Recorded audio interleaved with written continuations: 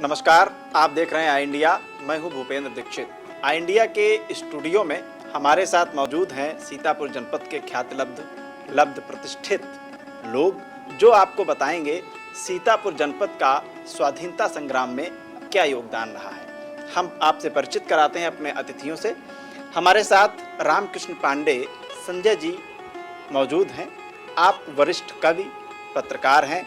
आपका स्वाधीनता संग्राम में सीतापुर का योगदान विषय पर बहुत अच्छा काम है, बहुत अच्छा साहित्य है। अपने साहित्य के माध्यम से आपको संजय जी संदेश देंगे, बताएंगे कि सीतापुर के लोगों का स्वतंत्रता आंदोलन में क्या योगदान रहा है। हमारे साथ स्टूडियो में मौजूद हैं श्री अरुणेश मिश्र जी, सेवानिवृत्त प्रधानाचार्य हैं, इंटर कॉलेज के वरिष्ठ कवि व्यंग्यकार हैं। आप चिर परिचित व्यक्तित्व है अपनी व्यंग्य कविताओं के माध्यम से, और अपनी वाणी से आपको बताएंगे कि सीतापुर जनपद का क्या योगदान रहा है देश को आज़ाद कराने में। और एक ऐसी शख्सियत जो लगभग 30 वर्षों तक इंटर कॉलेज की प्रवक्ता रही, और आपका 1857 से लेकर के 1947 तक जो पूरा स्वाधीनता संग्राम का दौर रहा, उस पर शोध है। आपकी एक पुस्तक है।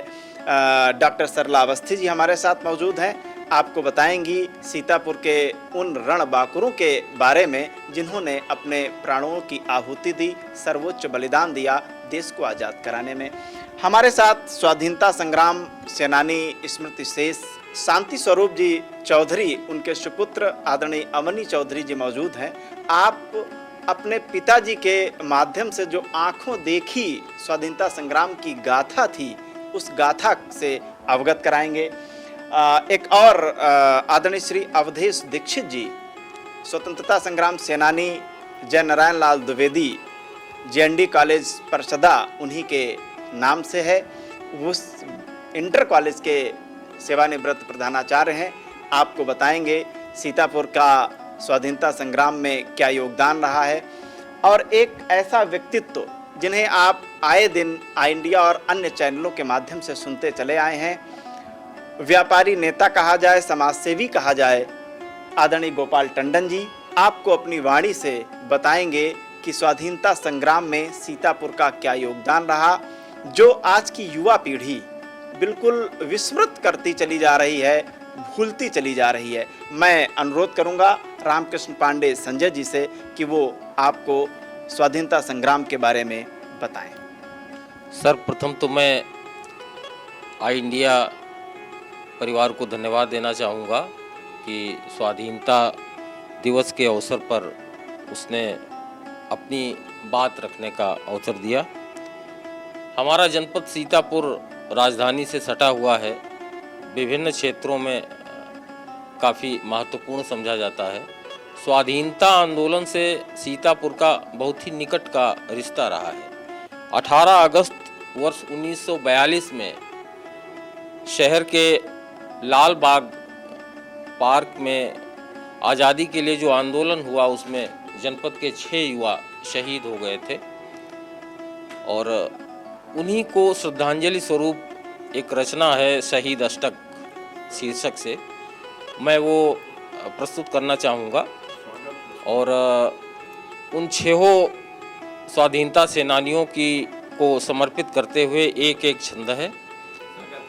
मैं प्रस्तुत करता हूँ रचना कि दिवस 18 अगस्त का था लिख गया दुखद विकल पृष्ठ भारत के भाग में। दिवस 18 अगस्त का था लिख गया दुखद विकल पृष्ठ भारत के भाग में। सुखद स्वतंत्रता के कल्पित समग्र स्वप्न प्राणहीन हो गए 42 की आग में। सीतापुर के शहीदों का लहू चमक उठा शोभा बनकर मातु भारती की मांग में, और क्रांति सर्जना के षष्ठ साधक सलोने मंजू गोलियों से भून दिए गए लाल बाग में। पहला जो शहीद था, वीर बलिदानी था, कुल्लू राम नाम था उनका। पहला छंद उनको समर्पित है। आप सब वरिष्ठ जनों का ध्यान आकर्षित करना चाहूँगा कि विश्व पूज्य भारत की पावन वसुंधरा पे अग्र बलिदानी सविशेष बन आया था। राष्ट्र की अखंडता का प्रबल उपासक था, शक्ति का अलौकिक प्रदेश बन आया था। टेलू राम जी का सुत वयमे किशोर ही था, किंतु बैरियों के लिए क्लेश बन आया था और परतंत्रता की क्रूर कालिमा मिटाने हित कुल्लू राम क्रांति का दिनेश बन आया था। कुल्लू राम क्रांति का दिनेश बन आया था। और जो हमारा अगला शहीद था हमारे जनपद का चंद्रभाल मिश्र, उनको एक समर्पित छंद है ये श्रद्धांजलि स्वरूप कि वंदे बलिदानी था तरुण चंद्रभाल मिश्र, जिसकी भुजाओं में समाई गज शक्ति थी। वंदे बलिदानी था तरुण चंद्रभाल मिश्र, जिसकी भुजाओं में समाई गज शक्ति थी। तन से ही नहीं मन से भी पूर्ण भारतीय, लोक बंधनों से जिसे प्रबल विरक्ति थी। तप त्याग साधना की सरस सजीव मूर्ति, अंतस में जिसके अतुल कर्म शक्ति थी। वह क्रांति दूत भारती का था सपूत, जिसे निज मातृभूमि से असीम अनुरक्ति थी। और हमारे अगले शहीद हैं बाबू शाह, इनको समर्पित छंद कि सत्य शिव सुंदर सी अक्षुण स्वतंत्रता का, जिसके उरस्थल में संचित उत्साह था। धर्म भूमि कर्म भूमि त्याग भूमि भारत की भग्न अस्मिता का, जिसे दिन रैन दाह था। जिसकी शिवासी सुच शौर्यशील जागृति को, राष्ट्रघातियों का नाम सुनना गुनाह था। वंदे मातरम का चितेरा वह बाबू शाह, क्रांति सलीला का एक पावन प्रवाह था। क्रांति सलीला का एक पावन प्रवाह था। और मैकूलाल जी हमारे शहीद हुए हैं यही लालबाग पार्क में, उनको समर्पित छंद है कि विषम विलासिता में लिप्त जनमानस की सुप्त राष्ट्र चेतना जगाने हित आया था। शस्य श्यामला के चिरजीवी बलिदानियों का स्वर्णिम अतीत दोहराने हित आया था। धूर्त आतताइयों के वक्ष पर गौरव का प्रेरक तिरंगा लहराने हित आया था। और राष्ट्रभक्त पन्ना का यशस्वी सुत मैकूलाल दासता के दाग को मिटाने हित आया था। दासता के दाग को मिटाने हित आया था। और हनुमान दीन जी ये भी शहीद हुए हैं लालबाग में सन 1942 में कि हनुमान दीन जी का पाके शुचि पितृ स्नेह, मुन्ने लाल जी शहीद हुए हैं। हनुमान जी इनके पिताजी का नाम था।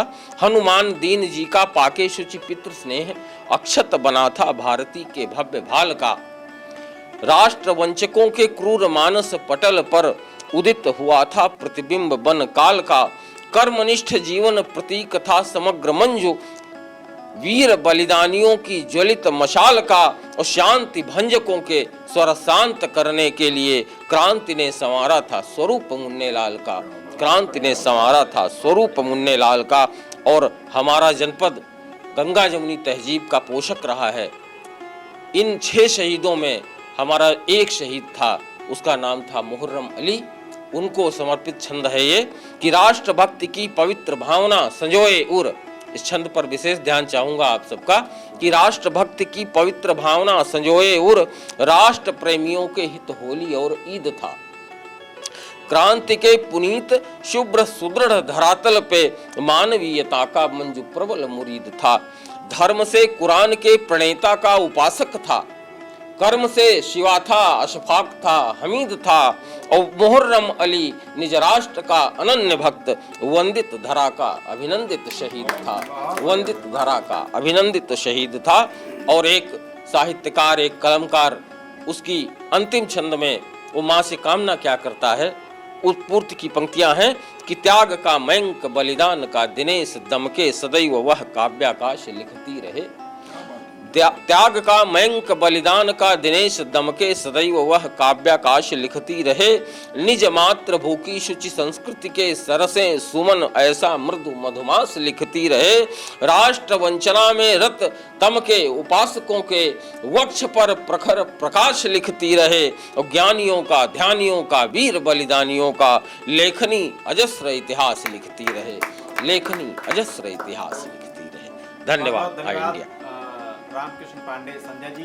अब हम चलते हैं अरुणेश मिश्र जी के पास। संजय जी ने आपको 18 अगस्त 1942 में जो सीतापुर जनपद में गोलीकांड हुआ उसमें शहीदों के विषय में आपको जानकारी दी। अब हम अरुणेश मिश्र जी के पास चलते हैं और जानते हैं सीतापुर का क्या योगदान स्वाधीनता आंदोलन। आई इंडिया को बहुत बहुत धन्यवाद कि राष्ट्रीय चेतना को जागृत करने में और उसकी श्रीवृद्धि करने में जो स्वतंत्रता दिवस के अवसर पर मुख्य विषय है, मुख्य बिंदु है सीतापुर जनपद का स्वतंत्रता संग्राम में योगदान, उस पर हम लोगों के विचार आमंत्रित किए हैं। वास्तव में ऐसे समय में जबकि समाज में विशृंखलन है, जो आतंकवादी शक्तियां हैं, घुसपैठिए हैं और देश को तोड़ने वाली जो ताकतें हैं, वो किसी न किसी स्थिति में सक्रिय हैं। ऐसी विषम स्थिति में ये आवश्यक है कि हमारी जो क्रांतिकारी परंपरा है, हमारी राष्ट्रीय चिंतना और राष्ट्रीय चेतना है, उस पर सम्यक विचार विमर्श करके युवा पीढ़ी को, समाज को एक दिशा दी जाए, एक विचार दिया जाए, जिससे हम राष्ट्र के प्रति समर्पण की भावना रख सकें और हमारी जो स्वर्णमयी परंपरा है उसे जीवंत रख सकें। ये जो हमारा सीतापुर जनपद है, ये अवध प्रांत का, अवध क्षेत्र का महत्वपूर्ण जनपद है। पहले सीतापुर जिला नहीं था, खैराबाद जिला था, मलनामा जिला था और खैराबाद मुख्यालय था।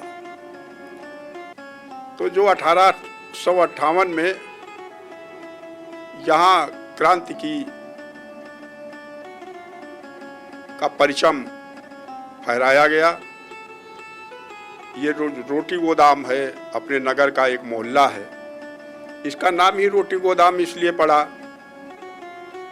और उसके पड़ोस में सेना का फार्म है, आर्मी का फार्म है और रोटी गोदाम में उन सैनिकों के लिए रोटियां बनती थी और सैनिक वहां पर खाना खाते थे, इसलिए इस मोहल्ले का नाम रोटी गोदाम पड़ा। जब मंगल पांडे ने विद्रोह किया कि कारतूस में गोमांस मिलाया जाता है उसकी टोपी में और उसको मुंह से खोला जाता है, जो अपने देश का अपमान है, गाय हमारी माता है, ये मुख्य बिंदु था विद्रोह का। तो उसकी आग हमारे सीतापुर तक आई और जो रोटी गोदाम से सैनिकों का विद्रोह हुआ मंगल पांडे के संदेश पर, तो यहाँ से जो सेना निकली है वो सबसे पहले रामकोट गई। खाना छोड़ दिया, किसी ने खाना नहीं खाया, रामकोट गई। रामकोट की जो स्टेट थी उसने शरण नहीं दी। इसके बाद ये लोग मछरेटा गए रामकोट से और मछरेटा में इतनी भोजन की व्यवस्था नहीं थी। वो लोग शरण तो दिए इन लोगों को, ये लोग 2-3 घंटे वहाँ रुके भी सैनिक, लेकिन इतनी व्यवस्था नहीं थी क्योंकि वो इतनी बड़ी स्टेट नहीं थी। फिर कसमंडा गए, कसमंडा में भी इन लोगों को शरण नहीं मिली। महमूदाबाद में इनको शरण मिली और वहाँ इन लोगों को खाना आना मिला और फिर चहलारी तक उसका संदेश गया। चूंकि बीच में केवल नदी पड़ती है, सीतापुर और बहराइच के बीच में, तो चहलारी नरेश और मितौली के राजा लोने सिंह, ये दोनों जो राजा थे वो आजादी के बहुत बड़े व्यक्तित्व थे। लोने सिंह भी शहीद हुए और चहलारी नरेश तो तब शहीद हुए जब उनकी शादी हुई थी और वो अपनी पत्नी की विदा करा करके लाए थे, और जैसे ही वो अपने राजमहल पर उतरे तो उनको पता चला कि अंग्रेज़ों ने हमला कर दिया है। वो किले के अंदर नहीं गए और वहीं से अंग्रेज़ों को खदेड़ने के लिए निकल पड़े और शहीद हो गए। ऐसे व्यक्तित्व से सीतापुर को प्रेरणा मिली। लोने सिंह के व्यक्तित्व से सीतापुर को प्रेरणा मिली। और सबसे महत्वपूर्ण बात यह है, जो इतिहास के विद्यार्थी हैं, राजनीति शास्त्र के विद्यार्थी हैं, हमारे पड़ोस में डॉक्टर सरला अवस्थी जी बैठी हैं, उनका तो पूरा शोध ही है सीतापुर के स्वतंत्रता संग्राम पर, वो विस्तृत रूप से बताएंगी। कथानक उतना महत्वपूर्ण नहीं होता है, महत्वपूर्ण ये होता है कि जो कथानक है, जो घटनाक्रम है, उससे समाज ने क्या सीखा। तो सीतापुर जिले का जो स्वतंत्रता संग्राम रहा, उसमें हिंदू और मुस्लिम की एकता की जो भावना थी, राष्ट्र के प्रति जो समर्पण की भावना थी, वो बेमिसाल है। और इससे पूरे राष्ट्र को प्रेरणा लेनी चाहिए। चाहे लाल बाग पार्क भारत छोड़ो आंदोलन से प्रेरित होकर के सन 42 में हुआ गोलीकांड हो, मोहर्रम अली की शहादत हो, या मधवापुर के रहने वाले चंद्रभाल मिश्र की शहादत हो, कंधे से कंधा मिला करके आजादी की लड़ाई लड़ी गई। और मचरेहटा तो बहुत बड़ा अड्डा था, और मचरेहटा में जो क्रांतिकारी थे, 1858 की बात है, सीतापुर में पहला विद्रोह हुआ, और उसके पहले 2000 सैनिक अवध की रक्षा के लिए सीतापुर से गए। नवाब, अवध के जो नवाब थे, उनकी सेना में सैनिकों का काम किया सीतापुर के क्रांतिकारियों ने। 2000 संख्या थी।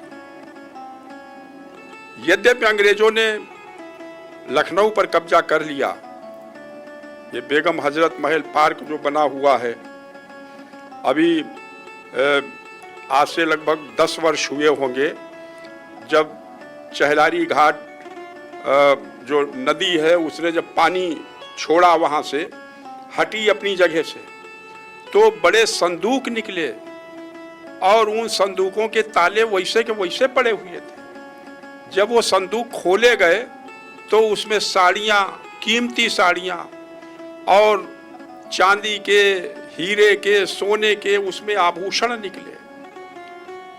तो शोध से ये पता चला कि ये रानी जो थी हजरत महल, उन पर, उनकी स्टेट के ऊपर यानी कि लखनऊ पर जब अंग्रेजों ने कब्जा किया था, हमला बोला था, तो उनके यहाँ की जो संपत्तियाँ थी संदूक में बंद बंद होकर के चहलारी नरेश के पास भेजी गई थी। और जब चहलारी पर हमला हुआ तो वो नदी में डाल दी गई थी। और नदी ने अभी 8-10 साल पहले जब वो स्थान छोड़ा तो वो संदूक चमकने लगे और उनको खोला गया तो उसमें बड़े कीमती वस्त्र निकले, आभूषण निकले। कहने का आशय ये है कि ये जो सीतापुर जनपद है, उससे लगा हुआ जो बहराइच जनपद है, जो लखीमपुर का मितौली भी जिला मुख्यालय ही था उस समय, राजा लोने सिंह थे, ये अवध की स्टेट को, अवध के राज्य को शरण देने वाले स्थान थे। यानी कि अवध की जो ताकत थे, जो शक्ति थे, वो सीतापुर में निहित थी। ये हमारा जो नैमिषारण्य बड़ा पवित्र तीर्थ है,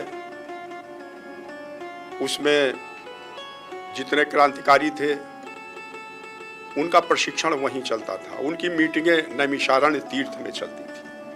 और उस नैमिषारण्य तीर्थ में कम से कम 70-80 तो मुसलमान क्रांतिकारी थे।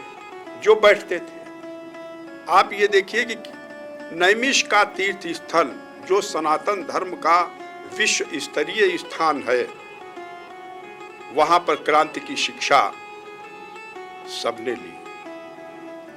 तो हम उस नैमिष की धरती को प्रणाम करते हैं और आज के इस अवसर पर ये अवश्य कहना चाहते हैं कि हमारे जो क्रांतिकारी हैं, यद्यपि आज कोई भी शेष नहीं बचा है। अभी गत वर्ष शर्मा जी, शिवनारायण लाल शर्मा जी का भी निधन हो गया, वही अंतिम थे। उनके उत्तराधिकारी स्वतंत्रता संग्राम सेनानियों के हैं। कल हम लोगों ने दैनिक जागरण की ओर से और जो शासन का, सरकार का आह्वान है मेरी माटी और मेरा देश, उसके अंतर्गत सम्मानित भी किया। तो हम इतना ही आज के अवसर पर कहना चाहेंगे कि हमारा जो ये लाल बाग का शहीद पार्क है, यहाँ शहीद स्तंभ है, उस पर शहीद होने वाले क्रांतिकारियों की पूरी सूची लगी हुई है। जो और जिले के लोग शहीद हुए हैं उनके भी शहीद स्तंभ लगे हुए हैं, जो स्वर्णाक्षरों में अंकित हैं। पीढ़ी उससे, युवा पीढ़ी उससे सदैव प्रेरणा प्राप्त करती रहती है, प्राप्त करती रहेगी। और उसी का परिणाम है कि चाहे कारगिल का युद्ध हुआ हो, चाहे भारत और पाकिस्तान का युद्ध हुआ हो, सीतापुर के सैनिकों ने अपनी शहादत दी, वीर गति को प्राप्त किया। कैप्टन मनोज पांडे का तो पार्क स्तंभ बना हुआ है शाहजहांपुर रोड चुंगी पर। आई हॉस्पिटल के पास हमारे श्री गोपाल टंडन जी बैठे हैं। जब कारगिल शहीद पार्क बनवाया गया आई हॉस्पिटल के पास, तो पहला आयोजन भाई गोपाल जी के संयोजन में और हम लोगों के आयोजन और व्यवस्था में वहाँ पर हुआ। रूढ़ा में कमलापुर के पास कैप्टन मनोज पांडे स्तंभ लगा है, पूरे गांव में पार्क बना है, उनकी मूर्ति बनी हुई है।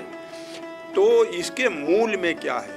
इसके मूल में है स्वतंत्रता संग्राम में हमारे पूर्वजों ने, हमारे अग्रजों ने जो त्याग किया है, जो बलिदान किया है, उससे हम प्रेरित हैं। अल्लामा फजले हक साहब का खैराबाद डीजे कॉलेज के चौराहे पर स्तंभ लगा हुआ है और वो सदैव प्रेरणा देता है। जो हमारे बच्चा बाबू के जो बाबा थे क्रांतिकारी, तो उनके यहाँ मीटिंगें होती थी, संरक्षण और खैराबाद उन्हीं की व्यवस्था में था पूरी तरीके से। और जब अंग्रेजों ने कब्जा कर लिया, जो अवध के ऊपर कब्जा किया, उसके वर्ष भर बाद अंग्रेज सीतापुर पर अपना आधिपत्य जमा सके और वो भी 3 महीने बाद आधिपत्य फिर समाप्त हो गया अंग्रेजों का, फिर सीतापुर जिला आजाद हो गया। ये बाबू हरप्रसाद जी थे, हरप्रसाद जी ही तो थे, हाँ बख्शी थे, उनको बख्शी कहा जाता था। तो हरप्रसाद जी के संरक्षण में, लेकिन जब यहाँ अंग्रेजों ने कब्जा कर लिया तो ये लोग अपनी नेपाल चले गए थे। तो हम सीतापुर का क्रांतिकारी इतिहास रहा है, इतिहास में स्वर्णाक्षरों में अंकित है। युवा पीढ़ी को इससे प्रेरणा लेनी चाहिए, समाज इससे सदैव दिशा प्राप्त करता रहेगा और राष्ट्रीय एकता की, देश के समुन्नत होने की प्रेरणा हम सब प्राप्त करते रहे हैं। धन्यवाद भाई श्री भूपेंद्र जी, धन्यवाद। बहुत बहुत धन्यवाद आदरणीय अरुणेश मिश्र जी ने। आपको 1857 में मंगल पांडे जी के आह्वान पर किस तरह से सीतापुर जनपद में स्वाधीनता संग्राम का आगाज हुआ और उसके बाद उस संग्राम से, सीतापुर के अमर शहीदों से प्रेरणा लेते हुए नई पीढ़ी तक, कारगिल के युद्ध तक क्या योगदान रहा, अरुणेश मिश्र जी ने आपको बताया।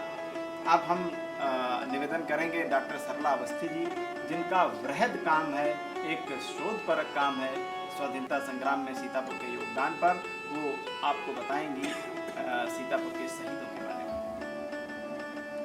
धन्यवाद भूपेंद्र जी। आई इंडिया को हमारा बहुत बहुत आशीर्वाद, बहुत बहुत धन्यवाद। मैं आप सभी का बहुत बहुत अभिनंदन करती हूँ, जो ऐसे भूले हुए जो बड़े ही प्रेरणादायक हैं उनका एक कार्यक्रम आयोजित किया और हम सभी को यहाँ आमंत्रित किया, बुलाया। ये हम लोगों का भी सौभाग्य है, लेकिन इसके साथ हम ये भी मानना चाहेंगे कि ये पूरे देश का सौभाग्य है कि आज की जो युवा पीढ़ी है कि आज हम स्वतंत्र हैं, आज़ाद हैं, हर तरीके से मुक्त हैं, लेकिन विचार नहीं करते हैं कि आखिर ये अमानत, ये थाती, ये अमूल्य धरोहर हमें मिली कैसे। जैसे आजकल का है कि अपने अपने बूढ़े माता पिता को, दादी बाबा को भूल जाते हैं, कितना दुख है। ठीक ऐसे ही अगर हम ये बात माने कि आज की जो आने वाली, आज की जो चल रही युवा पीढ़ी है वो अपने पूर्वजों को भूल रही है। मैं उस भूलने वालों को ये आगाज करना चाहती हूँ, चेतना देना चाहती हूँ, प्रेरणा देना चाहती हूँ कि ये भूलने की चीज़ नहीं है। हालांकि इसमें हमारे बहुत से लोग शोध कार्य कर रहे हैं। सबसे पहले शोध कार्य का ये निकला था कि भाई भारत का शोध ग्रंथ तो लिखा गया, लेकिन उतना ही सराहनीय जनपदों का भी है कि जैसे एक एक मनके की गुड़ियों से माला बनता है, ऐसे जनपद के सभी लोगों ने अपना योगदान दिया। खाली कुछ चंद लोगों की ये इमानत नहीं है जो देश आज़ाद हुआ। तो उसी समय ये प्रेरणा चली थी कि भारत के अंदर जितने भी जनपद हैं वहाँ का कोई निवासी हो वो वहाँ के स्वतंत्रता संग्राम सेनानियों का इतिहास लिखे। मुझे आज भी जब वार्तालाप चला तो याद आ रहा है, हमने सन 1982 में लिखना शुरू किया तो मेरे सामने लगभग 400 लोग जीवित थे। तो उनकी कहानी आपको बताना चाहेंगे। वो उनको लगता था कि हम जीवित हो गए, क्योंकि उनका इतिहास बंद हो गया, कोई सुनने वाला नहीं था।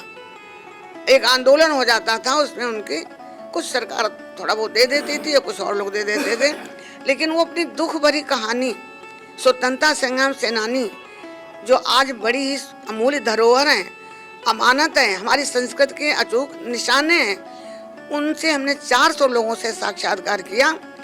एक दो छोड़कर बाकी सभी की आंखों में आंसू थे और बहुत खुशी के आंसू थे कि जो उनको जेल में कष्ट मिले, यातनाएं मिली, जो चना चबाने को मिले, लेकिन उन्हें बिल्कुल डर नहीं लगता था। चना चबाएंगे लेकिन अंग्रेजों की जयकार नहीं करेंगे। ये वही भारत है जिनमें ऐसे ऐसे लोग हुए जिन्होंने हाथों में हथकड़ियाँ, पैरों में बेड़ियाँ डाल करके अपनी धरती माता को प्रणाम करते थे। लेकिन अंग्रेजों कहते थे तुमको इतना पैसे देंगे, नहीं मानते थे।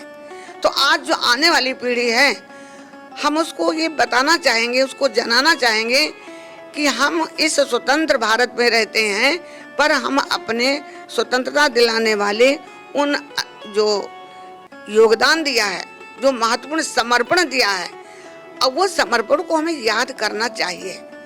मगर याद करने के लिए आज समय नहीं है, क्योंकि अर्थवादी युग हो गया है। लोग अर्थ कमाने में जुटे हैं। अरे अर्थ तब इतना कंट्रोल था कि वो ब्रिटिश शासक जो हैं वो हमको बोलने नहीं देते थे। हमारी पूजा तो कोई कर ही नहीं सकता था, रामायण का पाठ कर ही नहीं सकता था, सुंदरकांड का पाठ तो बड़ा मुश्किल था। तो जो आज हमारे आध्यात्मिक चेतना भी जागृत हो रही है, सनातन धर्म का भी डंका बज रहा है, लेकिन उसके पूर्व में, उसकी नींव में कौन है? हमें नींव को नहीं भूलना चाहिए। कहते कंगूरों को सभी याद करते हैं पर नींव को नहीं, पर उन्हीं कंगूर, उन्हीं नींव पर ही हमारी दीवार टिकी। तो आने वाली पीढ़ियों से हमें जरूर आग्रह करेंगे, निवेदन करेंगे कि अपने उन पूर्वजों को एक बार जरूर याद करें और उनके विषय में जानकारी लें। तो कुछ बड़ा विस्तृत इतिहास है सीतापुर का और बड़ा योगदान इसका रहा है। और अभी हमारे पूर्व वक्ताओं ने विवेचना की है, बड़ा अमूल्य उनका विवेचन था। अभी हमारे मिश्रा जी ने बताया, पांडे जी ने बताया। अब उस चीज़ को हम नहीं दोहराएंगे, उसके आगे हम अपनी जो है वाणी को ले चलेंगे कि जैसे सीतापुर का लाल बाग हुआ गोलीकांड, अभी जो बताया संजय पांडे जी ने, तो उसके संबंध में बताया कि यहाँ का जो डीएम था वो त्रिवेदी थे, हिंदू था, लेकिन चंद पैसों के चक्कर में उन्होंने गोली चलाने का आदेश दे दिया और उसमें हजारों लोगों को जो है मौत के घाट उतरना पड़ा। से 6-7 लोगों का नाम है, लेकिन हमने अपने इतिहास में लिखा है कुछ अधमरे थे, कुछों की सांसें चलती थी और कुछों को उठा उठा कर लारियों में, नदियों में डाल दिया गया कि नदी में गुमनाम हो गए, नदी में बह गई। ये जो आपके नदी चलती सर में डाल दिया गया। जान ही नहीं मिला कौन था, कौन कहाँ रहता था। और इसके अलावा केवल अपने ही भारत में रहने वाले एक हिंदू समाज के डीएम जिलाधिकारी के आदेश से इतने लोगों की मौत हुई। चलिए यहाँ तक तो ठीक हो गई। अब उनको मारने के लिए भी देखिए हमारे भारतीयों ने कितना महत्वपूर्ण प्रयास किया। तो हमारी आगामी जो नौ पीढ़ी है जाने कि हम क्या कर सकते हैं। हमारे ही उधर सीतापुर उधर बिस्वा तहसील रहने वाले 2 बालक जिन्होंने गुलरी का भेष बना लिया, गुजर का भेष बना लिया, उसमें दही रख लिया, मक्खन रख लिया, उस बेचने के बाद बहाने से वो डीएम के बंगले पर पहुंच गए और उसके नीचे तमंचा रखा हुआ था। तब इतने आजकल के समान तमंचा साधारण होते थे और उसके नीचे रख लिया और दही बेचने के बहाने उनके घर में पहुंच गए।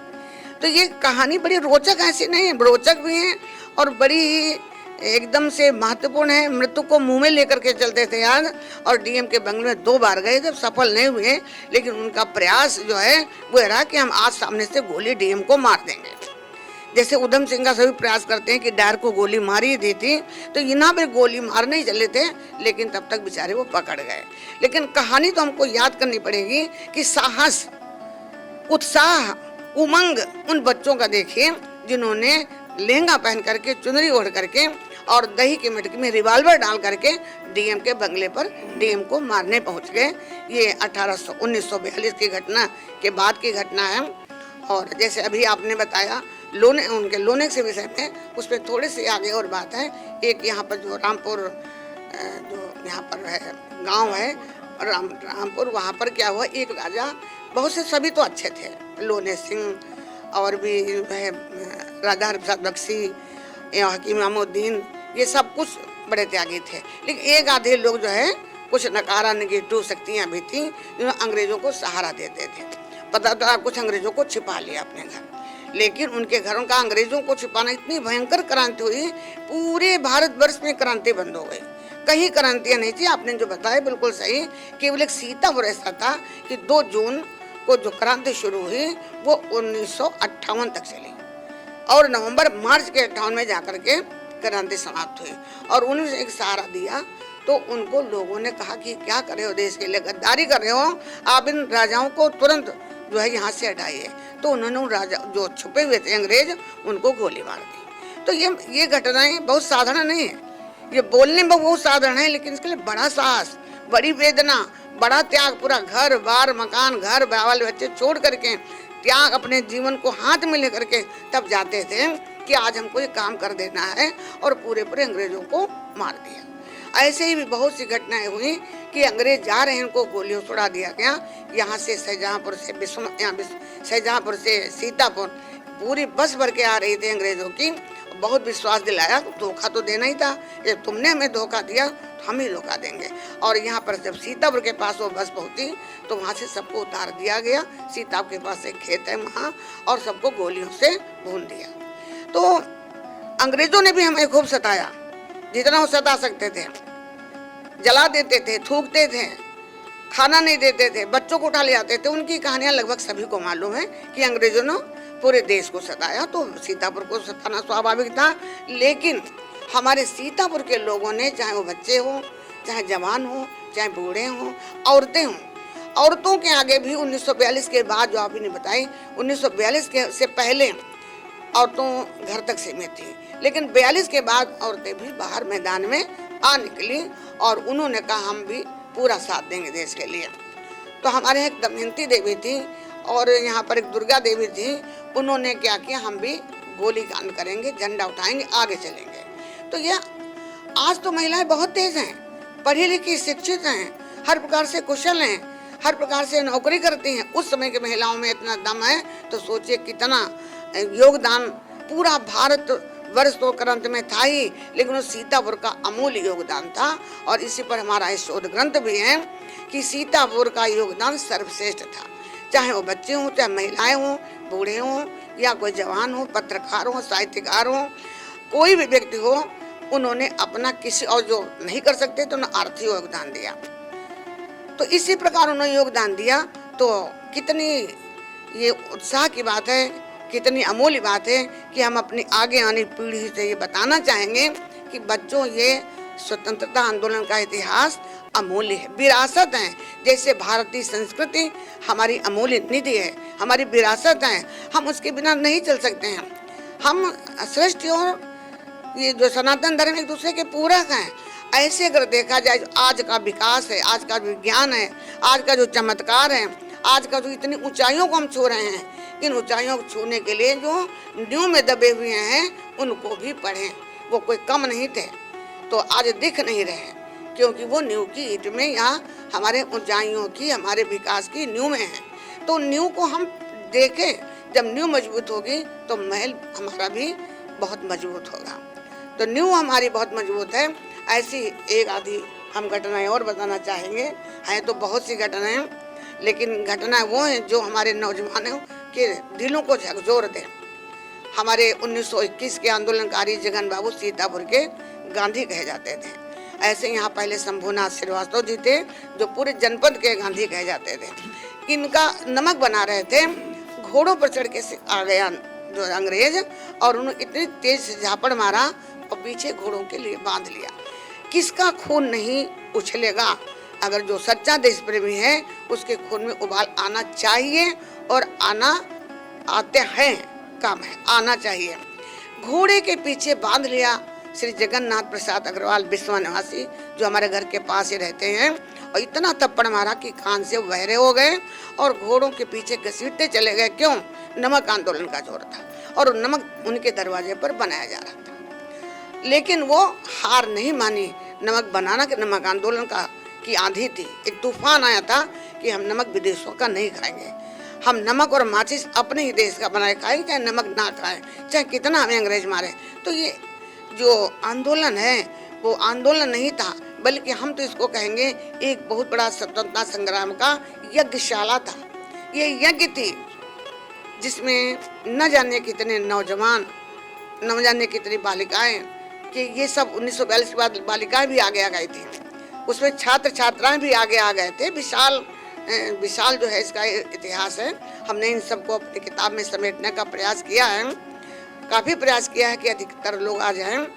बहुत से पत्रकार, बहुत से साहित्यकार, बहुत से छापे खाने, कोई ऐसा नहीं था जिसका कि योगदान इस स्वतंत्रता आंदोलन में न हो। तो इस स्वतंत्रता आंदोलन नहीं था जैसे आजकल हम वो यज्ञ कराते हैं, यहाँ यज्ञ हो रहा, वहाँ यज्ञ हो रहा। ये पूरे भारतवर्ष का यज्ञ था, और उस यज्ञशाला में सीतापुर भी अपना एक भयंकर, एक बहुत बड़ा संग्राम का यज्ञ बना रखा था, जिसमें न जाने कितनी बालिकाएं और कितनी महिलाएं, कितने नौजवान, कितने विद्यार्थी अपनी आहुतियां दे रहे थे। ये तो नहीं लड़ रहे थे, ये अपनी आहुतियां दे रहे थे। तो उस जलते हुए मिसाल को अगर आज का नौजवान भूल जाएगा तो कल्पना करिए कि हमारे आसपास के जो देश हैं आंख उठाए बैठे हुए हैं, कब यहाँ कमजोर पड़े। हमारे भारत के अंदर इतने सारे गद्दार रहते हैं, इतने सारे आंदोलनकारी रहते हैं, इतने सारे भ्रष्टाचारी रहते हैं कि उन्हें इतिहास से कोई मतलब नहीं है, उन्हें इस पवित्र संग्राम से कोई मतलब नहीं है। उन्हें खुद धूली भरनी है, खुद पैसा लूटना है, खुद अपना खजाना भरना। लेकिन जो जागरूक है, जो चेतना युक्त है, जो सजग है, जो चिंतनशील प्राणी जैसे यहाँ सब बैठे हुए हैं, इनका खून खौलता है, मगर हम लोग लाचार हैं, कुछ कर नहीं सकते। वैसे भारत का सौभाग्य है कि दो ऐसे कार्यकर्ता मिले हैं, हमारे माननीय प्रधानमंत्री जी और उत्तर प्रदेश के मुख्यमंत्री आदित्यनाथ योगी। पूरा प्रयास कर रहे हैं, लेकिन प्रयास जितना भी प्रयास कर रहे हैं, विरोधी कोई कम नहीं है, वो विरोधी उतना ही विरोध कर रहे हैं। तो जो आदमी साहित्यकार है, जो चिंतनशील है, उसका हृदय में आज भी नसों में खून दौड़ उठता है कि ये आज़ादी नहीं है, ये आज़ादी बहुत बड़ी धरोहर है।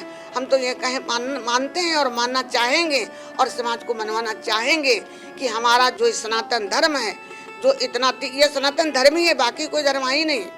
ये श्रेष्ठ सनातन एक दूसरे के पूरक हैं, इसको अगर बचाना है, क्योंकि जब हम नहीं होंगे सनातन धर्म कहाँ होगा। इसको अगर बचाना है तो हमें स्वतंत्रता संग्राम सेनानियों को भी, उनकी आहुतियों को भी और उनके इस आंदोलन के कार्यक्रम को भी हमें ध्यान में रखना होगा।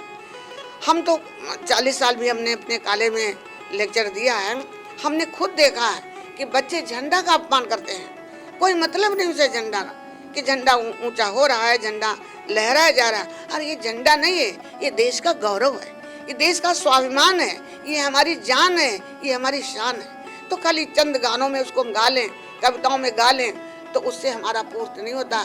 हमारी नसों में, जब तक हमारे दिलों में, हमारे हृदय में स्वतंत्रता संग्राम सेनानियों के प्रति और आज़ादी के प्रति कितना अमृत महोत्सव मना ले, विदेशों में मनाया जा रहा, जो अमृत महोत्सव चला विदेशों में भी इसकी अमानत है, वहाँ पर ही मनाया जा रहा। लेकिन जब तक इसको दिलों में नहीं उतारेंगे, हृदय में नहीं उतारेंगे हम कि वास्तव में हम आज़ाद हुए कैसे, तो आज़ादी दिलाने वाले उन स्वतंत्रता सेनानियों को, उन महिलाओं को, उन बच्चों के हम आज भी आभारी हैं कि आज ऊंचाइयों को हम छू रहे हैं और हम आज चंद्रमा पर पहुंच गए हैं और विज्ञान हमारा आगे चलेगा। लेकिन नींव की हमें स्मरण करना चाहिए था। देर तो नहीं हो रही। तो बहुत इतिहास है। हम आई इंडिया को बहुत बहुत आशीर्वाद देते हैं। कभी मुझे मौका दें तो हम पूरा इतिहास अगर बताएंगे तो मुझे बहुत शांति मिलेगी, क्योंकि हम भी नहीं बता पा रहे पूरा इतिहास, समय कम मिलता है और बहुत भयंकर और बहुत ही करुणापूर्ण इसका इतिहास है। हमें लगता है जिसका कठोर हृदय होगा, उस कठोर हृदय को भी अंदर चेतना जागृत होगी कि हम वास्तव में पहले स्वतंत्रता सेनानी हैं, आज़ाद हैं। लेकिन आज़ाद कराने वाले व्यक्तियों को हमारा सत नमन है कि जिनकी बदौलत आज हम इतना धन कमा रहे हैं, जिसके अंदर इतना आध्यात्मिक चेतना जगा रहे हैं, आज भारत का गौरव बढ़ा लें और ये मानते हैं कि कुछ दिन आने वाले में हमारा भारत विश्व गुरु बनेगा। तो उन्हीं के साथ, विश्व गुरु भारत के साथ आई इंडिया टीवी को भी, चैनल को भी और अपने साथ के बैठे मेहमानों को भी मैं हार्दिक अभिनंदन करती हूँ कि मुझे फिर कभी अवसर दें तो हम पूरा इतिहास सुनाकर मुझे शांति मिलेगी कि जो स्वतंत्रता सेनानी रोए हैं उन आंसुओं को भी हम आपके सामने व्यक्त कर सके। इसके साथ बहुत बहुत आशीर्वाद, बहुत बहुत धन्यवाद। ज़्यादा देर तो नहीं। बहुत बहुत धन्यवाद आदरणीय डॉक्टर सरला अवस्थी जी ने आपको बताया कि स्वाधीनता संग्राम में नारी शक्ति का भी बढ़ चढ़कर योगदान रहा है। आपने सीतापुर की 2 महिला स्वतंत्रता संग्राम सेनानियों का जिक्र भी किया।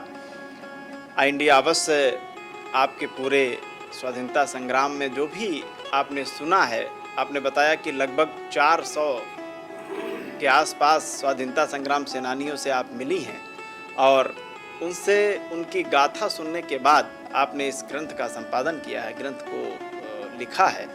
बहुत बहुत धन्यवाद आपका। हमारे साथ एक स्वतंत्रता संग्राम सेनानी स्वर्गीय शांति स्वरूप चौधरी जी के सुपुत्र आदरणीय अवनी चौधरी जी उपस्थित हैं। हम जानते हैं अवनी चौधरी जी से स्वाधीनता संग्राम के दौरान आपके पिताजी ने अवश्य आपसे चर्चा की होगी कि किन किन कठिनाइयों का सामना करना पड़ा और कैसे अंग्रेजों से लड़े। आदरणीय अवनी चौधरी जी, सबसे पहले आई इंडिया चैनल को हम बहुत बहुत धन्यवाद देते हैं जो इतने विद्वत जनों के बीच हमको भी स्थान दिया कुछ बोलने के लिए। हमारे पिता स्वर्गीय श्री शांति स्वरूप चौधरी 25 अक्टूबर 2017 को हमारे बीच नहीं रहे। उससे पूर्व अपने जीवन काल में उन्होंने, हम उनके साथ बैठा करते थे तो वो हमें स्वतंत्रता संग्राम से संबंधित बहुत सी बातें बताया करते थे। 1942 में वो 16 वर्ष की अवस्था में थे, बहुत छोटे थे, विद्यार्थी थे, कक्षा 10 के, और उनसे भी बहुत सीनियर लोग यहाँ पर मौजूद थे, बाबू कन्हैयालाल महेंद्र आदि, और उनके नेतृत्व में यहाँ स्वाधीनता संग्राम लड़ा जा रहा था। लेकिन जैसा कि सरकारें करती हैं क्रांति को दबाने का कार्य, उस क्रम में उन्होंने उन वरिष्ठ सेना नायकों को, सेनानियों को जेल में बंद कर दिया। धीरे धीरे करते करते वो नेतृत्व हमारे पिता के हाथ में आया और उन्होंने नेतृत्व करा।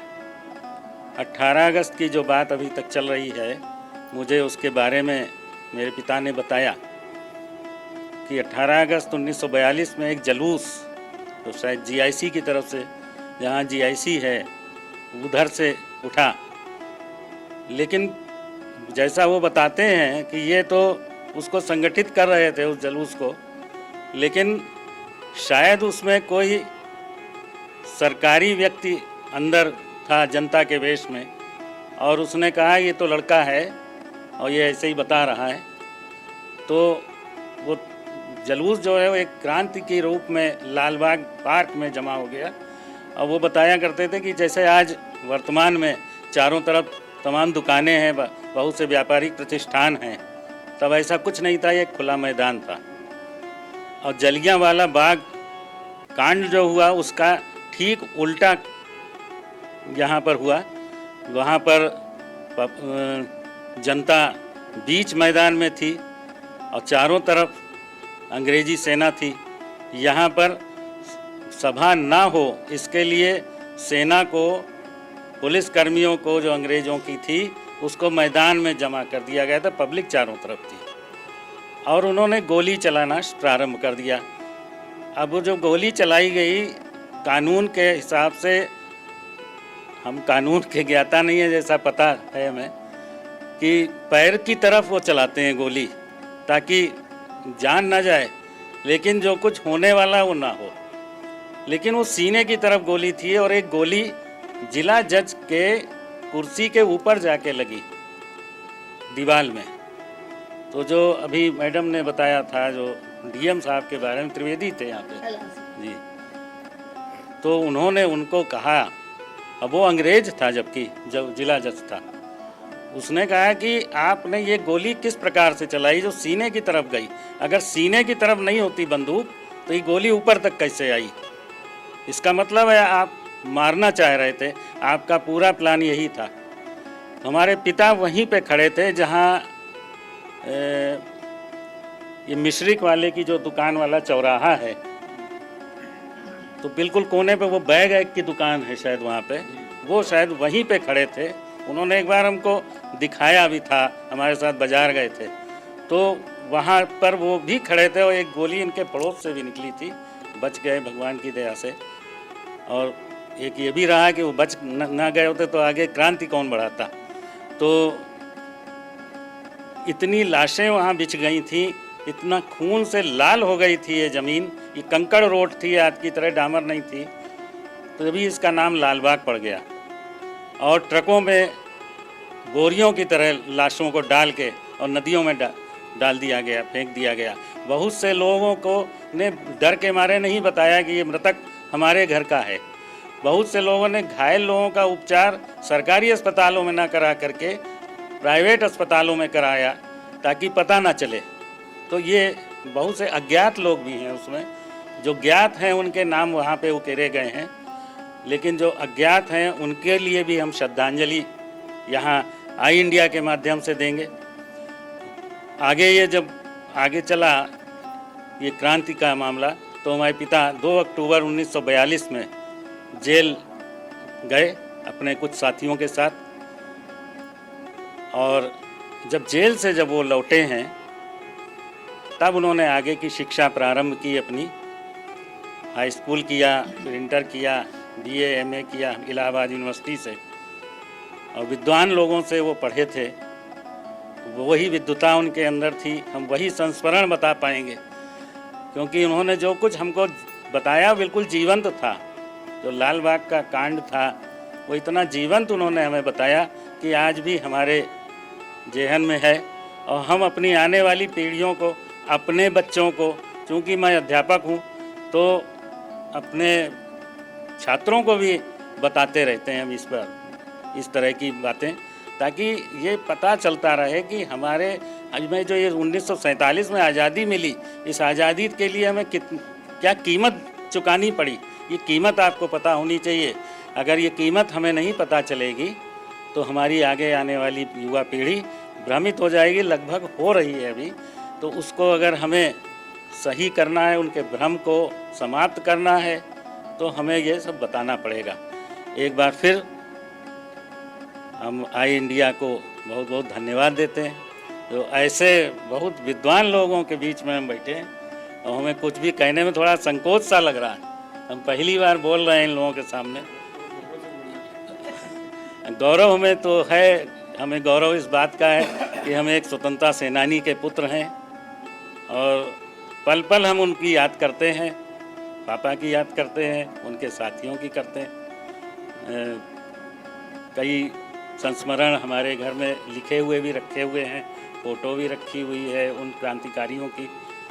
कभी आप लोग आएँ तो हम घर पे दिखा सकते हैं। धन्यवाद आपको बहुत बहुत।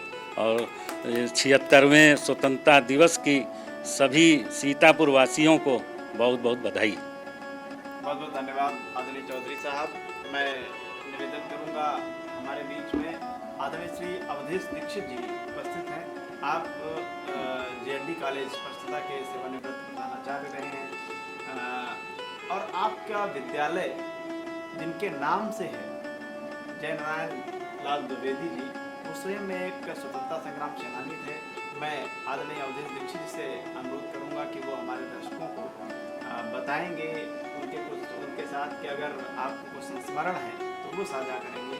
आदरणीय अवधेश दीक्षित। सर्वप्रथम मैं अपने छोटे भाई भूपेंद्र दीक्षित जी और ये आई इंडिया परिवार को बहुत बहुत साधुवाद देता हूँ, जिन्होंने मुझे अवसर दिया इस स्टूडियो में आकर के अपने विचार प्रस्तुत करने का। ये बात सच है कि मेरा पूरा जीवन क्या कार्यकाल जो सेवा काल रहा, जयनारायण द्विवेदी इंटर कॉलेज परसदा में व्यतीत रहा। मैंने अपनी सेवा का प्रारंभ वहीं से किया और सेवा का समापन भी उसी विद्यालय से किया। अंग्रेजी लेक्चर के रूप में वहाँ नियुक्ति पाई थी और 15 वर्ष प्रधानाचार्य रह कर के सेवानिवृत्त हुआ। मुझे इस बात का बहुत गौरव है कि हमारे विद्यालय की स्थापना पंडित जयनारायण द्विवेदी के द्वारा की गई थी और पंडित जयनारायण द्विवेदी हमारे जनपद सीतापुर के ही एक रत्न थे, जिन्होंने आज़ादी की लड़ाई तो लड़ी ही। यह भी बात आई मछरेटा की कि मछरेटा आज़ादी की लड़ाई का केंद्र रहा करता था। उस केंद्र में पंडित जयनारायण द्विवेदी का भी संचालन में उन्हीं का मुख्य योगदान रहता था। सारी गतिविधियां जो होती थी उन्हीं के द्वारा की जाती थी। और सबसे बड़ी बात कि 15 अगस्त 1947 को देश की आज़ादी के बाद वो विजनरी थे बाबा जी, उन्हें हम लोग बाबा जी सम्मान में कहते थे। तो विजनरी होने के नाते देश आज़ाद करने का एक लक्ष्य प्राप्त किया, लेकिन उन्हें यह महसूस हुआ कि इस ग्रामीण क्षेत्र में जो अज्ञानता का अंधकार है इसको भी दूर करना है, और इसलिए उन्होंने एक विद्यालय की स्थापना की और वो विद्यालय आज इंटरमीडिएट कॉलेज के रूप में जिले में अपना एक विशिष्ट स्थान रखता है। बाबा जी बहुत साधारण व्यक्तित्व के थे। कमीज और धोती कुर्ता ये उनका पहनावा था, और उस समय में लहड़ू से सीतापुर उनका आगमन होता था। उनकी बैल बहुत बढ़िया थे उनके पास, और एक छोटा सा लहड़ू था जिसमें बैठ करके वो परदा से सीतापुर आते जाते थे। सीतापुर में भी यहाँ जिस स्थान पर हम बैठे हुए हैं, यही संतोषी माता मंदिर के बगल में, जहाँ संतोषी माता मंदिर के बाएं तरफ समझिए, जहाँ पर कि आज गुड्डू मेहरोत्रा का कॉम्प्लेक्स चल रहा है, ये ज़मीन जो थी बाबा जी की हुआ करती थी, और यहाँ पर वो उनका कारखाना था चूने का। वो कारखाना वो चलाते थे किसी समय में, और यहाँ पर बैठा करते थे आकर के, और सीतापुर जनपद की गतिविधियों में भाग लेते थे।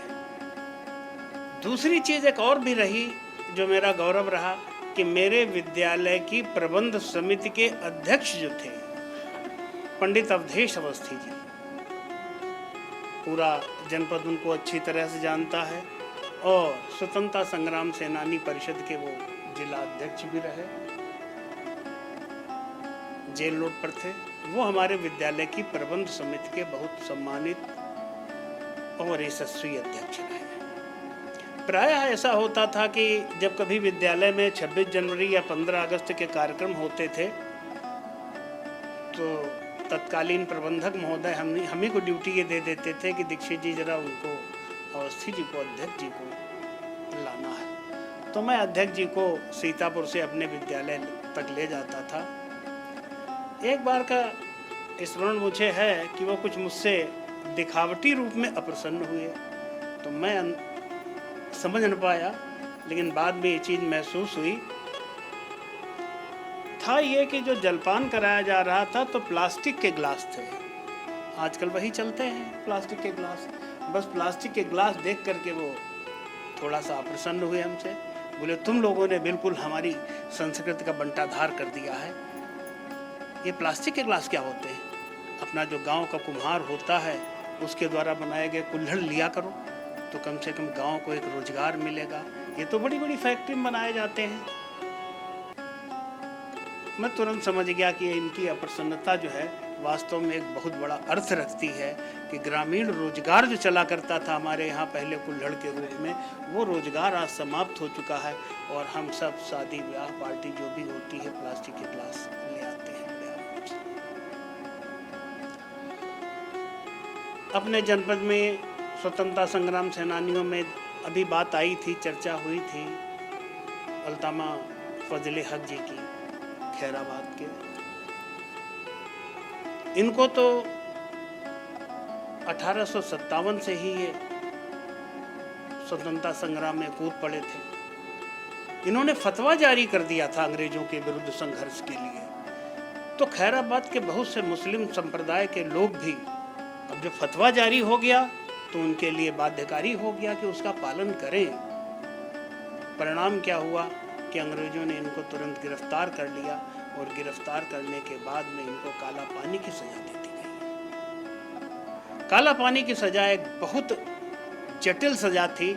आदमी के लिए मृत्यु कभी कभी वरण्य हो जाती थी और काला पानी की सजा कष्टकर होती थी। उनके पुत्र उनकी रिहाई के लिए संघर्ष करते रहे और सबसे दुखद बात ये हुई कि उनके पुत्र जो है उनकी रिहाई का आदेश लेकर जब पहुंचे उनकी मृत्यु हो गई अंडमान निकोबार में। अंडमान निकोबार या काला पानी ही उसको कहते हैं, तो वहीं की जेल में वो रहे थे और उनके पुत्र जब रिहाई आदेश लेकर के पहुंचे तो वो उनकी मृत्यु हो गई और वो रिहाई न पा सके। वो आदेश भी उनके साथ ही वहां दफन कर दिया गया। ऐसे ऐसे वीरों की धरती ये हमारा सीतापुर जनपद है। अभी बात आई, हमारी बहन सरला जी कह रही थी बिस्वा की। बिस्वा के बड़े सुप्रसिद्ध क्रांतिकारी स्वतंत्रता संग्राम सेनानी जगन बाबू थे, जगत प्रकाश अग्रवाल जी। 3 बार जगन बाबू 3 बार विधायक रहे, 2 बार सांसद रहे, राज्यसभा सदस्य रहे। उनसे भी मेरा व्यक्तिगत बहुत काफ़ी सानिध्य उनका मुझे मिला। वो सीतापुर आते थे और यहाँ आर्य नगर में एक अग्रवाल साहब रहते हैं गीता मंदिर के सामने। अग्रवाल साहब के यहाँ आकर के वो रुकते थे। अग्रवाल साहब से पारिवारिक परिचय मेरा भी था, तो इसलिए अक्सर कभी न कभी जाना होता था उनके घर पर। और जब मैं जाता तो जगन बाबू से बैठ करके काफ़ी मार्गदर्शन उनका मुझे मिला करता था, ऐसे भव्य लोगों के साथ में और क्रांतिकारी लोगों के साथ में। आज के इस अवसर पर जब ये मुझे अवसर मिला है, मैं सीतापुर जनपद के सभी क्रांतिकारियों को, सभी स्वतंत्रता संग्राम सेनानियों को जो ज्ञात हैं और जिनसे समाज, बहुत सारे ऐसे हैं जिनसे समाज न जुड़ सका, समाज को उनका नाम स्मरण नहीं है, पता नहीं है, उन सबको अपना अभिवादन, उनके प्रति नमन, आदर प्रस्तुत करता हूँ और इस बात की अपेक्षा करता हूँ कि इस तरह के कार्यक्रम होते रहें जिससे कि कुछ न कुछ हम उनको 15 अगस्त या 26 जनवरी के दिन उनका स्मरण करें और उनको भूल न जाएं और उनसे प्रेरणा प्राप्त करते रहें। इन लोगों का जीवन और चरित्र जो है, कृतित्व और व्यक्तित्व दोनों ही प्रेरक है और आज की पीढ़ी को ऐसी प्रेरणाओं की नितांत आवश्यकता है जो कि भौतिकवाद में खो गई है। बहुत बहुत धन्यवाद है आई इंडिया परिवार को पुनः कि उन्होंने 15 अगस्त के अवसर पर इतना सुंदर कार्यक्रम आयोजित किया। इसी के साथ मैं अपने विचार बहुत बहुत धन्यवाद आदरणीय अवधेश दीक्षित जी ने भूपेन जी को अपना माइक देता हूँ। जी के संदर्भ में बताया और अपने मैनेजर साहब जिन्होंने आपके विद्यालय की नींव रखी थी, स्थापना की थी, उनके साथ कई एक संस्मरण साझा किए। बहुत ही प्रेरक चीज़ जो मुझे लगी वो ये कि जो प्लास्टिक के गिलासों के गिलास में पानी आपके द्वारा दिया जा रहा था, ये प्लास्टिक के गिलास यूज़ किए जा रहे थे, उसका जो विरोध किया, उसके पीछे जो मानसिकता उनकी थी, उनका विचार था, दूरदर्शिता थी, दृष्टिकोण था। आपने बताया कि गांव के लोगों को तो रोजगार मिलेगा और आज भी सरकारें प्लास्टिक की पन्नी हो, गिलास हो, इस तरीके के प्रयोग पर मुझे लगता है पूरी तरह से बैन लगाने की पूरी कोशिश कर रही है। काफ़ी हद तक जो है बैन लगाने की कोशिश में सफलता भी प्राप्त की है ताकि प्रदूषण ना हो। इसका भी मुझे लगता है जरूर उनके दृष्टिकोण उनका रहा होगा। हमारे साथ आदरणीय गोपाल टंडन जी हैं, रंगकर्मी कहें, बहुत अच्छे वक्ता कहें, व्यापारियों के हित के लिए सदैव संघर्ष करने वाले व्यापारी नेता कहें, और हम सबके अपने नई पीढ़ी के लिए एक प्रेरणा स्रोत कहें। आदरणीय गोपाल टंडन जी हमारे बीच में हैं, आपको बताएंगे सीतापुर जनपद का स्वाधीनता संग्राम में क्या योगदान था। आदरणीय गोपाल टंडन जी। धन्यवाद भूपेंद्र जी। स्वाधीन भारत की स्वतंत्र आवाज़ का चैनल आई इंडिया जो अपनी बेबाकी के लिए जाना जाता है, उसको आज के सुंदर संयोजन के लिए मैं हृदय से बधाई देता हूँ। हमारे बीच उपस्थित आपके स्टूडियो में जो मनीष बैठे हुए हैं, उन्होंने सीतापुर के स्वतंत्रता संग्राम के इतिहास को जितने अच्छे तरीके से गढ़ा और पढ़ा है, वो निश्चित रूप से जो पीढ़ी इसको सुनेगी और विचार करेगी तो देश की प्रगति को कोई रोक नहीं सकेगा। हाँ, दुर्भाग्य जरूर है कि आदरणीय पांडे जी ने वार्ता शुरू की लाल बाग शहीद पार्क से, तो निश्चित रूप से मैं दुर्भाग्य इसलिए जोड़ रहा हूं कि वही स्थल था जहां हम सब अपने युवावस्था में, अपने बाल्यावस्था में खेल कूद का मैदान समझकर वहां आया करते थे, और वहीं पर घूमने टहलने वाले बुजुर्ग हमें उस पार्क की महत्ता के बारे में बताते थे। लेकिन आज शर्मनाक है कि स्वाधीन भारत के तमाम ऐसे लोग जिन्हें हमने विधायक, सांसद और अनेक अनेक पदों पर स्थापित किया, उनका चिंतन उस पार्क के बारे में बिल्कुल शून्य सा दिखा। आज उसकी स्थिति हमारे बचपन की स्थिति में, जो पार्क जिस स्थिति में था, आज उससे कहीं गई गुजरी स्थिति है। और सबसे ज्यादा शर्मनाक यह है कि अगर आप उस पार्क में घुसें तो आपको केवल और केवल मूत्र की सुगंध आएगी। उसको मैं सुगंध इसलिए कह रहा हूं कि जब यहां के शासन प्रशासन को वो दुर्गंध नहीं लग रही है तो उसको सुगंध कहना ही ठीक है। दूसरी बात जो रोज मन को कचोटती है और आए दिन प्रशासनिक अधिकारियों के साथ होने वाली बैठकों में वो दर्द हम लोग बयां करते हैं कि अगर जलियांवाला पार्क में जनरल डायर ने गोली चलाई थी तो पंजाब के लोगों ने उसकी खूबसूरती के लिए भी आंदोलन कर दिया, और आज जलियांवाला बाग एक सुंदर स्थान के रूप में, ऐतिहासिक स्थान के रूप में डेवलप कर दिया गया और पीढ़ी जाती है, दुनिया भर से लोग जाते हैं उस स्थान को देखने के लिए कि भारत के दीवाने कैसे थे जिन्होंने यहां पर अपनी शहादत दी थी। लेकिन हमारे सीतापुर के लोग इसको लेकर के कभी आंदोलित नहीं हुए। मैं कहता हूं कि ये बात ठीक नहीं है कि वो आंदोलित नहीं हुए, कोई बात नहीं, लेकिन जो उनके प्रतिनिधित्व करने वाले लोग थे कम से कम उनको तो जागृत होना चाहिए था। वो जागृत नहीं हुए, उन्होंने अपनी आंखें बंद कर ली। जैसा कि भी एक वक्ता ने बताया कि वहां कुछ भी नहीं था, केवल लाल बाग पार्क वो था। हाय रे वहां का अतिक्रमण। आज वो पार्क नहीं दिखता है, बाकी सब कुछ दिखता है। अगर जरा सी भी शर्म हो यहां के लोगों में, जिन्होंने वहां अतिक्रमण किया है और उससे धनार्जन कर रहे हैं, तो राष्ट्र के लिए, राष्ट्र पर सर्वोच्च बलिदान देने वालों के लिए अपना कम से कम इतना समर्पण दे दें कि लाल बाग पार्क के इधर उधर जितना भी अतिक्रमण है उसको सतह हटा ले, प्रशासन को, शासन को हटाने की जरूरत ना पड़े।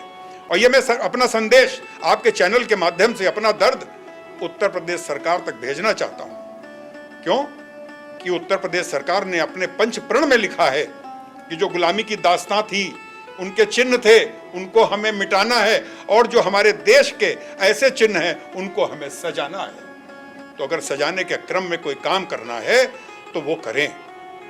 हमने इतनी देर सबकी बातें सुनी, उसका एक ही संदेश था कि कर चले हम फिदा, जानो तन साथियों, अब तुम्हारे हवाले वतन साथियों। तो क्या हम इसी तरीके से अपने हवाले वतन को किए हुए हैं? हम उस अस्मिता की रक्षा भी नहीं कर पा रहे हैं, हम उनके बलिदान को भी नहीं समझ पा रहे हैं, और युवा पीढ़ी आज गुलामी की दास्तां में जकड़ी हुई है। देश तो आजाद हो गया, वो दीवाने आजाद करा के चले गए, हमारे पूर्वज थे, लेकिन युवा किस में फंस गया? युवा नशे में फंस गया। और नशा कोई एक चीज का नहीं, कई कई तरीके के नशे हैं। शराब का नशा हो, जुआ का नशा हो, या शिक्षित न होने का नशा हो कि हम तो अनपढ़ होकर के भी बहुत कुछ कर लेंगे, फैशन बना लेंगे, हम किसी किसी फिल्म एक्टर की तरीके से दिखने लग जाएंगे। माफ करना, इनसे देश नहीं चलता मेरे युवाओं। देश पौरुष चाहता है, देश ज्ञान चाहता है, देश की आप भुजाओं में जान चाहता है। अगर आप ऐसा नहीं दे सकते तो आप इस देश को खराब करेंगे। यहां बैठी हुई जो पीढ़ी है, आज नहीं तो कल वो भी उन शहीदों के तरीके से धरती से अपना शरीर छोड़ देगी। रह जाएंगे तो सिर्फ ये बातें जो YouTube पे पड़ी हुई आप लोग सर्च करोगे और कहोगे बहुत अच्छी बात कही थी, बहुत अच्छी बात कही थी। अरे हमारा अच्छे कहने को छोड़ दो, अच्छा करने की सोचो। जिस दिन से ये युवा पीढ़ी अच्छा करने लग जाएगी, देश के नायकों को शायद थोड़ी कम मेहनत करनी पड़ेगी। मेहनत की तो आवश्यकता है। अंत में अगर मैं कुछ कहूं तो मैं सिर्फ इतना आप युवा पीढ़ी से कहना चाहता हूं कि उन बलिदानियों को सदैव याद रखना। आप अभी से याद करना शुरू कर दो ताकि आप अपनी आने वाली पीढ़ी को उन बलिदानियों के बारे में बता सको। ये पीढ़ी सब पलायन करने वाली है, ये सब चले जाएंगे। आप रहोगे तो उनकी यादें रहेंगी। हमारे यहां तो सनातन में 15 दिन श्राद्ध के भी रखे जाते हैं कि अपने पूर्वजों को हम याद कर लें, पितरों को जल दे दें। इसीलिए ये 15 अगस्त, 26 जनवरी, 2 अक्टूबर, 14 नवंबर, तमाम ऐसे ऐसे आयोजन हम लोग करते हैं राष्ट्र के नाम पर। तो हम इनको उसी तरीके से सम्मान दें, जितना हम अपने पितरों को सम्मान देते हैं, वही हम अपने इस देश को आजाद कराने वाले पूर्वजों को सम्मान देना सीख लें। मेरी यही आप सबसे विनती है, और एक शब्द के साथ अपनी वाणी को विराम दूंगा कि ये युवा पीढ़ी सिर्फ एक संकल्प ले ले कि हर कर्म अपना करेंगे, ऐ वतन तेरे लिए, ऐ वतन तेरे लिए।